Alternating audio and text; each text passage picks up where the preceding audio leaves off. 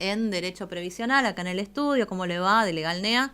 ¿Cómo le va? Buen día al equipo. Y en un ratito vamos a entrar en contacto también con el doctor José María González, también de Legalnea, desde el estudio jurídico. Bueno, jubilación. Ujú. Empezamos Así por lo que, básico. sí. ¿Nos podemos jubilar ya? Yo creo que ninguno de los que están acá todavía están en edad de jubilarse. Todavía no. ¿Qué? ¿A qué edad tenemos que esperar?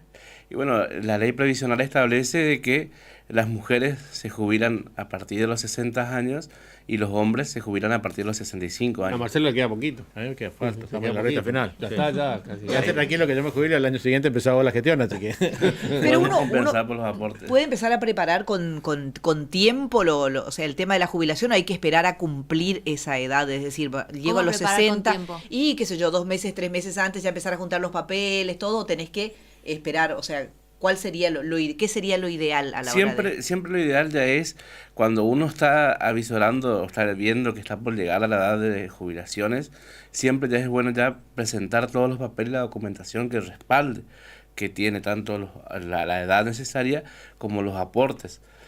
Y generalmente en el caso de la provincia, el Instituto de Previsión Social, el IPS, lo que hace un cálculo si ya se encuentra en edad y le dice, bueno, mire señor, usted puede... tiene que esperar 2 meses, tiene que esperar 3 meses o un año, por ejemplo, o si ya está en edad de jubilarse y ahí arranca lo que es el trámite previsional. Siempre ya es bueno con antelación juntarlos, la documentación que avale el tiempo laboral, el tiempo de trabajo, sobre todo aquellas personas que han pasado por distintas reparticiones. ¿Y qué documentación es esa, doctor? Bueno, lo fundamental siempre es el certificado de constancia laboral, que se llama un certificado que te puedes pedir tanto, por ejemplo, a un ministerio si trabajaste, si la administración pública, o si trabajas en una municipalidad, si la dirección de personal son los encargados de confeccionar. Es un formulario homogéneo que el IPS lo maneja para todos ¿Y cuándo los se municipios. pide? ¿Eso un trabajador lo pide cuando está trabajando, cuando deja de trabajar en ese lugar? Mira, el formulario que te expide la repartición tiene una vigencia de 6 meses. Ajá. O sea que vos podés sí ya pedir, ni bien finalizás tu vínculo laboral ya sea con algún organismo estatal o si es privado, están obligados a darte certificado de trabajo.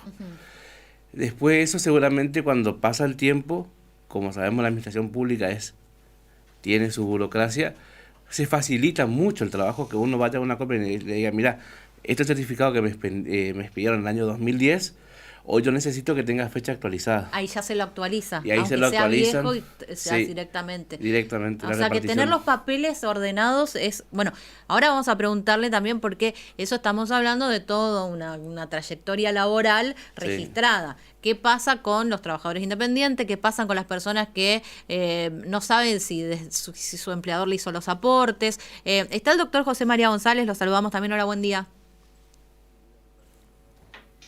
¿Cómo está? No, sé no lo escuchamos, doctor, ¿eh? A ver si es una cuestión de que está muteado el micrófono ahí o es de nosotros. Bueno, Ahí se escuchó el sonido. Ahora sí. Ahí está. Perfecto. bueno, Buen día, ¿qué tal, doctor? ahí estábamos hablando y nos estaba contando, bueno, lo importante de tener los papeles ordenados. Yo le preguntaba, ¿qué pasa si uno no tiene papeles o constancias de que trabajó en algunos lugares? ¿Eso en algún punto se puede sanear, doctor González? Sí, obviamente la recomendación es lo que planteaba Edgar recién, pero no podemos desconocer de que en la práctica, en la realidad, hay muchísima gente que está prácticamente la mitad de la población, o poco menos, está trabajando lo que se llama en negro, ¿no es cierto?, sin registración, sin recibo de sueldo, y eso implica también que no tiene los aportes para jubilarse, va a trabajar toda una vida en esas condiciones y no va a llegar a obtener la jubilación. Y el otro supuesto es la gente que aún encontrándose en blanco, con recibo, la patronal por distintas razones no le realiza los aportes. En cualquiera de los dos casos estamos en una situación impeditiva, digamos, luego, o que va a complicar el acceso a la jubilación. Para el primer caso, la ley prevé un sistema de regularización hay una ley bastante vieja ya de la época del gobierno de Menem, la 24013, que distingue 3 situaciones posibles, ¿no? La persona que no está registrada, la persona que le registraron muy tarde o tardíamente la fecha de ingreso, es decir, hay gente que empezó trabajando en negro y después comienza a trabajar en blanco, lo registran, y finalmente otra forma donde también afecta lo previsional es cuando se declara menos de lo que efectivamente cobra, porque ahí los aportes van a ser más bajos y la jubilación va a ser más baja. En cualquiera de esos casos hay un procedimiento de intimación a la patronal para que en el término de 30 días proceda a regularizar la inscripción, si estaba en negro, que lo blanquee, si tiene mal la fecha de ingreso, que la coloque adecuadamente, y si la remuneración estaba declarada por menos, que declare la remuneración real. Pero además tiene una protección por un tiempo bastante prolongado de que por haber hecho esta intimación el empleador no lo despida, y si lo despide también, bueno, tiene importantes sanciones. Claro. Son todas situaciones que se dan en la práctica. Tere, ¿vos le querías preguntar? ¿Qué pasa si ya no existe más el lugar en el que uno trabajaba, viste? O sea, cerró, quebró, desapareció la empresa o lo que sea, y uno no tiene a dónde ir a conseguir esos papeles. Doctor Alcaraz.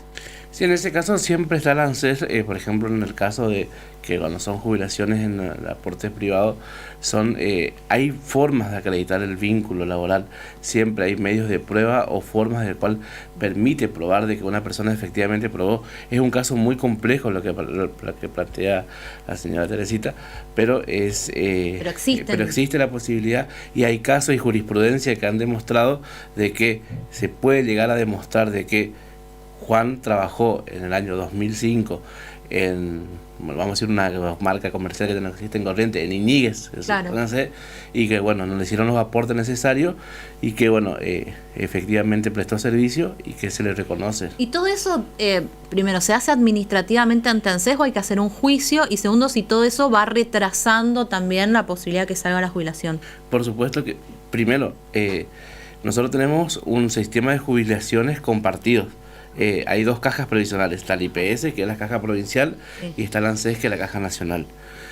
Cuando una persona trabajó más del 50% de su vida laboral en un ámbito nacional, se va al ANSES. Todos los trámites administrativos son para ANSES. Sí. Si es al revés, viene y se jubila por provincia. ¿Yo no puedo elegir por dónde jubilarme? No. Yo puedo decir, mira, me parece la mejor jubilación que me pueden pagar es en IPS.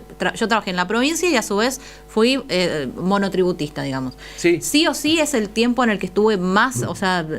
Porque lo que pasa es que automáticamente el encargado de pagar te desvía hacia el otro lugar. O sea, uno no elige dónde jubilarse si trabajó en 2 ámbitos. ¿Dónde hace el aporte en realidad? Exactamente. Si están en igualdad de condiciones, sí, elegís. Pero si vos trabajaste, no sé, más, o sea, paralelamente, a ver, pongamos un ejemplo, uno trabajó 25 años en la administración pública, pero tiene 30 años de aporte como monotributista, va para ANSES. Claro. Y en el caso de que cuando hay muchas veces que hay, por ejemplo, personas que han ejercido alguna tarea, algún trabajo en la administración pública de la provincia, pero también fueron monotributistas, cosa que es perfectamente compatible, llegó un momento en el cual, bueno, se hace un reconocimiento y tienen una jubilación, un haber mayor, pero quedan en la caja de la provincia. Acá siempre hay una cuestión de que, obviamente, si ANSES puede hacer que IPS pague, te va a pasar a IPS. Y si IPS puede lograr que ¿A todos se quieren sacar jubilados de encima? Por supuesto, sí. No, está bien, está bien. Vos sabés que hay un colega periodista que se jubiló y trabajó en el diario y también trabajaba en la administración pública provincial. Sí. Y él se quería jubilar por la provincia, pero tenía más aporte en el diario, o sea, al ANSES, y le pasaron a ANSES. Pero perdió todo, o sea, digamos, él estaba cobrando lo que le correspondía por su aporte a ANSES, no así por el de la provincia. O sea, perdió plata, digamos. ¿Cómo se suma? Uno dice, yo estoy aportando por 2 o 3. ¿Se puede sumar o no se puede sumar? Sí, hay una cuestión que se llama reciprocidad, que cuando pasan esas cosas, ANSES tiene que reconocer. ¿Y por qué no lo reconoció?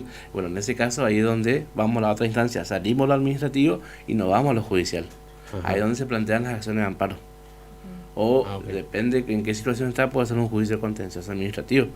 Pero en este caso, lo más recurrente, lo más rápido, son las acciones de amparo. ¿Pero qué años se toman, doctor González, de aporte para calcular mi jubilación? Sí, antes de avanzar por ahí quería avisar, porque como llegamos a varias provincias, lo que planteaba Edgar recién, en Chaco, por ejemplo, no sucede. Yo tengo el caso de mi padre, trabajó toda la vida en administración pública y en la parte privada, y sin embargo al momento de jubilarse no pudo sumar los dos aportes porque y obtener ni dos beneficios ni unirlos por el hecho de que es un sistema solidario, ¿no es cierto? Entonces también hay que tener en cuenta ahí cómo es la regulación local de la administración pública local, ¿verdad, Edgar? Sí, así, o sea, cada caja provincial tiene maneja y tiene. ¿Pero uno puede tener dos jubilaciones? No, la jubilación es una sola. Lo que ha ocurrido, que ocurre en la práctica, es que soy pensionado por un lado y jubilado por el otro. Ajá. Pero, o sea, pensionado ¿por qué? Porque falleció mi cónyuge, me quedé con la jubilación o el sueldo en la actividad y después me jubilé yo. Eso sí se puede, una pensión, una jubilación. Pero una jubilación provincial y una jubilación nacional no. Eso no se puede hacer. No, porque hay una cuestión de que el que hizo trámite jubilatorio, el que está en trámite jubilatorio, sabe de que existe una certificación negativa de ANSES, que es que ANSES tiene que certificar de que Pedro no tiene una jubilación en ese lugar para que IPS le pueda otorgar. Ajá. Doctor González, ¿cómo es el tema de los aportes y por qué siempre decimos la verdad? Es que, por ejemplo, nosotros en promedio nos faltan varios años para llegar a la edad jubilatoria y uno dice, la verdad que no tiene sentido lo que yo gane ahora porque después van a considerar mis últimos años y siempre voy a terminar en la mínima. Sí, es cierto. Pasa que siempre los últimos años son los que se toman, por ejemplo, a nivel nacional, los últimos 10 años. Entonces, puede suceder, en mi caso personal, que durante muchos años trabajé en la parte privada y me faltan más de 10 años para jubilarme, eso prácticamente no me va a impactar, digamos, ¿no?, en mi jubilación. Entonces, habré aportado a la caja, digamos, pero no voy a tener el beneficio correspondiente. A nivel provincial, como decíamos recién, en el caso de la provincia de Corrientes, bastante más flexible, digamos, en cuanto a la consideración, y si no, por una vía judicial, que Edgar la puede explicar mejor que yo, seguramente uno puede obtener que se mejore el haber jubilatorio, ¿no? Es así, o sea, hasta el año 2000, cuando llegó la intervención federal, Corrientes tenía un sistema para calcular las jubilaciones y después en 2000 pasó a tener otro sistema. El sistema anterior, que es la ley 4917 del año 95, establecía que uno se va a jubilar con los 48 mejores sueldos que tuvo durante su vida laboral.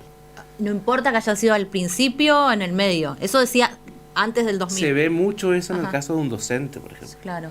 Que se encontró de golpe con que inició 3 años, estuvo en una escuela, docentes rurales, y después quedó como director. Claro.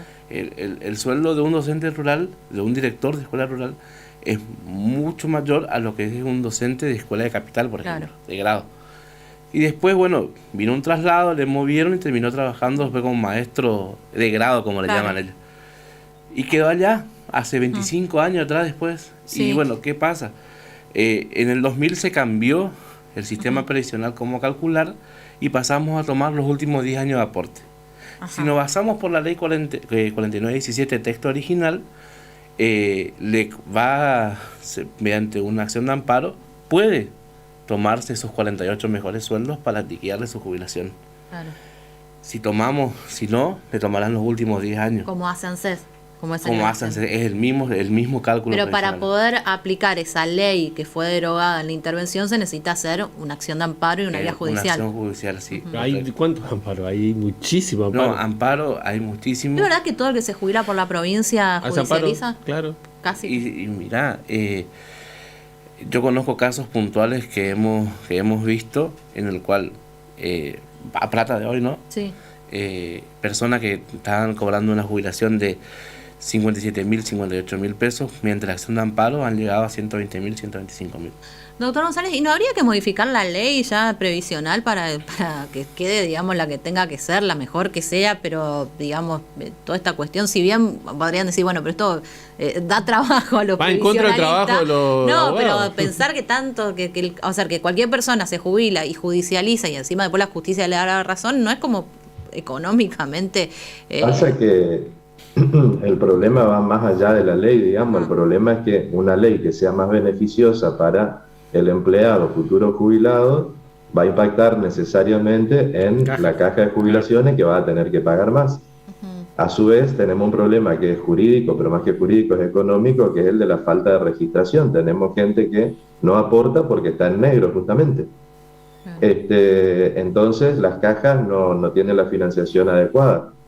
Mantener este sistema, digamos, es bastante complejo, porque a su vez la vida también de las personas, la esperanza de vida, se ha prolongado, con lo cual un jubilado, a partir de la fecha de la jubilación, los 60 o 65, con la esperanza de vida por sobre los 80, tiene muchos años para cobrar jubilación, y la caja por ahí no tiene los recursos necesarios para hacerlo. Entonces, creo yo que es una reingeniería que hay que hacer, donde se contemple la ley, pero también se contemple la necesidad de resolver los problemas de trabajo en negro, sin registración, ¿sí? Y a partir de ahí tratar de generar un sistema bastante más justo, ¿no? La otra opción ya la conocimos, por lo menos en Argentina no funcionó, el sistema de reparto, digamos, las FJP.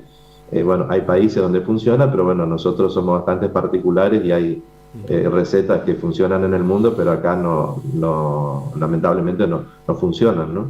Para hacer una acotación nada más del sistema de previsional en Corrientes, la ley era la ley Romero Ferri, creo que se llamaba la anterior jubilación. Nosotros le llamamos la ley Tato en jerga. Bueno. Luego se modificó esto que usted contaba por los últimos, a partir de un decreto de Mestre, cuando fue interventor. Un decreto ley, sí. Entonces, lo que se interpreta, de acuerdo a esto que ustedes dicen, muchísimos amparos que se han presentado, es que el decreto no puede suplir a una ley, y que es necesaria una nueva ley de jubilación para poder modificar aquella ley de jubilación anterior. Creo que desde que está Colombi como gobernador, se han mandado no sé cuántos proyectos para modificar la ley previsional en Corrientes, de su primer mandato de Colombi como gobernador, y nunca ha sorteado la legislatura correntina. Me acuerdo que Simón, que era el interventor del IPS, fue luego legislador, sí. Y él propiciaba una nueva ley de jubilación que nunca pasó ni siquiera a una de las cámaras en nuestra legislatura. Bueno, justamente fue el contador Simón el que explicaba una vez, recuerdo bien, fue una reunión que le escuché hablar, donde explicaba que justamente lo que dijo el doctor José María: antes una persona se jubilaba a los 60-65 años y se calculaba que 10 años iba a cobrar su jubilación. Hoy cobran 15, 20 años, y también han buscado la forma de seguir cobrando. ¿Cómo es el tema de las moratorias? ¿Se pueden comprar aportes? Las moratorias es algo que empezó a regir a partir del año 2007-2008 a nivel nacional. ¿Qué es lo que pasa? Conocemos mucho las jubilaciones de ama de casa. Sí. Entonces te dice, bueno, desde los nacidos entre 1950 y 1965, por dar un ejemplo, le alcanza la moratoria y pueden ingresar al sistema jubilatorio. ¿Qué significa? Que durante un tiempo se le descontará aproximadamente por 60 meses lo que te deberían haber aportado en vida. En vida laboral. Tu propio aporte, sería, vos generás tu propio aporte. Sí, esas son las moratorias. Ajá. Y personas que no han aportado en ningún momento de su vida, 60 para las mujeres, 65 para los hombres, siempre 60, siempre 65, nunca menos, pueden empezar a aportar y a jubilarse, y van como a la vez aportando. Claro. Es como que van sumando de vuelta para la caja. Que hoy me parece que en Argentina prácticamente no hay persona que no tenga algún beneficio previsional, ¿no? Entre la pensión del adulto mayor y las jubilaciones y las moratorias es que se logró una cobertura deficiente en cuanto al número, porque es muy poco el ingreso, pero creo que no hay adulto mayor sin algún beneficio previsional. ¿Estoy en lo correcto? Así es, sí. Prácticamente toda persona que más o menos llega a la edad correspondiente ya va adquiriendo el beneficio, y muchos lo hacen quizás también no solamente por los aportes, por los ingresos que te puede generar, sino también por lo que significa tener la obra social. La cobertura social, claro. Eso es algo muy importante, porque gente que trabajó en negro toda su vida, Corrientes es un lugar donde tiene mucha mano de obra de amas de casa, generalmente no han aportado, no le han hecho los aportes, y inclusive hoy tenemos un problema con respecto a las amas de casa. ¿Cuál? Cobran pensiones, madre de 7 hijos, o un tipo de pensión, asignación universal, demás, y ellos mismos te piden que no les blanquees. ¿Por qué? Porque si no, les cortas el beneficio. Entonces eso es una cuestión también que empieza a generar sus propios conflictos, el mismo sistema, como dice el doctor González, es una cuestión de raíz, es una cuestión de algo más grande que tenemos que analizar. Y aún hoy, volviendo a lo que decíamos, disculpame que quedé con eso para comentarte, si derogáramos este régimen previsional provincial de los últimos 10 años, hay personas que también verían afectados. Entonces, ¿qué harían? Una nueva acción de amparo. No, pará, a mí me conviene jubilarme por esta ley. Porque yo, no sé, estos últimos 4 años o 10 años de mi vida... Claro, me conviene más que tomando los 48 mejores meses. Ponémonos a pensar, una persona que, por ejemplo, tiene la suerte de ser diputado... Claro. ¿Existen las jubilaciones de privilegio? No, la Constitución Provincial, la reforma de la Constitución Provincial del 2007 ya derogó todo tipo de jubilación de privilegio.